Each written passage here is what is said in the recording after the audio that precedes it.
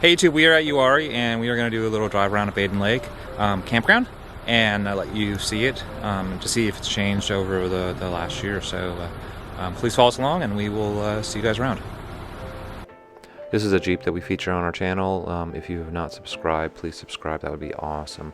We are really trying to push the sub count up just a little bit. So anyway, this is Upper Loop. The last time we were here, we could not go really through the Upper Loop because it was closed. I don't know why it was closed, but it's open this time. Maybe it had to do with how many campers they had. And this campground is a primitive campground. That means that there is no electricity in any of the sites. There's no water in any of the sites. There are no sewer hookups in any of the sites. When you look at the sites, a lot of them are humongous sites. Sites that are big enough to put even a fifth wheel in or a Class A. At least it looks like you should be able to. Now here you can see the site on our left, and you can see it in the rear view camera on the right. It's like a 40-foot site, it looks like.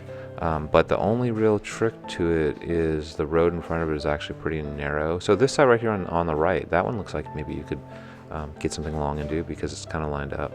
So I don't really know if they have limitations on what they allow in these sites. I know that sometimes they have those, but you'll see there are campers in quite a few of these sites. This campground is predominantly here for the lake, and people come here because they want to camp next to the lake. And there were a couple sites that we just passed where you could see the edge of the lake, but it gets much better later on in the video when we get to the lower loop. The lower loop is a loop which is right next to the lake, and the upper loop is kind of on the hill looking down on the lake. So people for our Jeep club and stuff normally meet at Arrowhead, and the reason why they normally meet over there is because there's a large restroom with showers. Here it's like a little tiny restrooms that are individual, and the facilities are just kind of higher end. They have a dump station at the other campground that's right next to this one. They have electric in all the sites. That is a huge perk. And they have water at the dump station if you trust using the water at the dump station. I know that some people don't use the water appropriately at the dump station, and I'll just leave it at that. So anyway, this is the gravel road coming down to the campground. However, we're just gonna be on this just for a little short bit between the lower loop and the upper loop, just so we can see, kind of get a taste for what the road is like. And it's very extremely wide. Even a novice would probably feel comfortable driving down this road. They may not feel comfortable passing somebody or having oncoming traffic, but at least the connector road it felt very wide. So this is another loop. This is the lower loop that we are in now, and the left side is a map and the regular pay station and stuff. The right side is where the lake is, and you'll probably get some really good views of it from the rear facing camera. So we'll switch to the rear facing camera maybe shortly, just so you can see it once we pull off. There's a Jeep behind us. So the left is once again another one of the little restrooms. They have all these little remote restrooms everywhere. Now I don't know, I didn't look really closely at these restrooms. At the restrooms at Arrowhead, they have 3 different flavors of restrooms. They have the women's restrooms, the guys' restrooms, and then the family restrooms. And the family restrooms are just these small little private rooms that multiple people can use, because it's meant for family. So anyway, so I switched the camera view a little bit, and now you can get a little better view. And yeah, the colors are popping a little bit differently on the 2 different cameras because they have really different camera settings. So look how long these sites are, and you're right on the lake.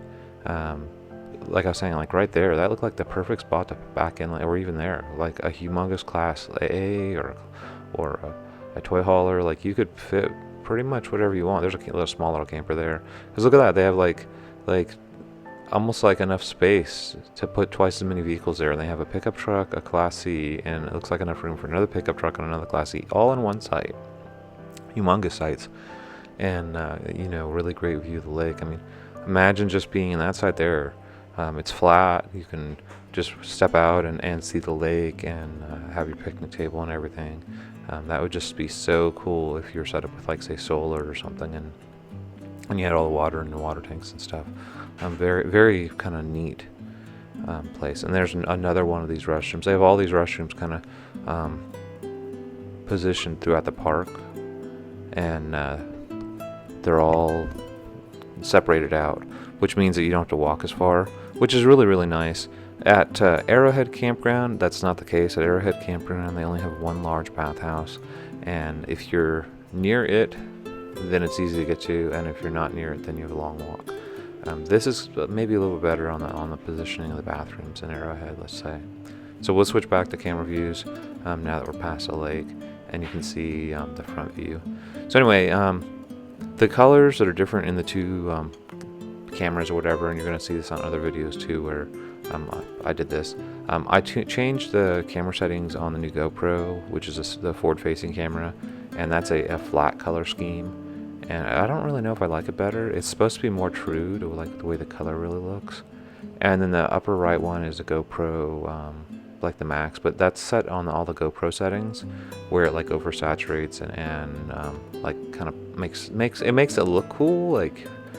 But you know, like for sure that like that's not the actual colors like of what everything looks like. It's like more like photoshopped up.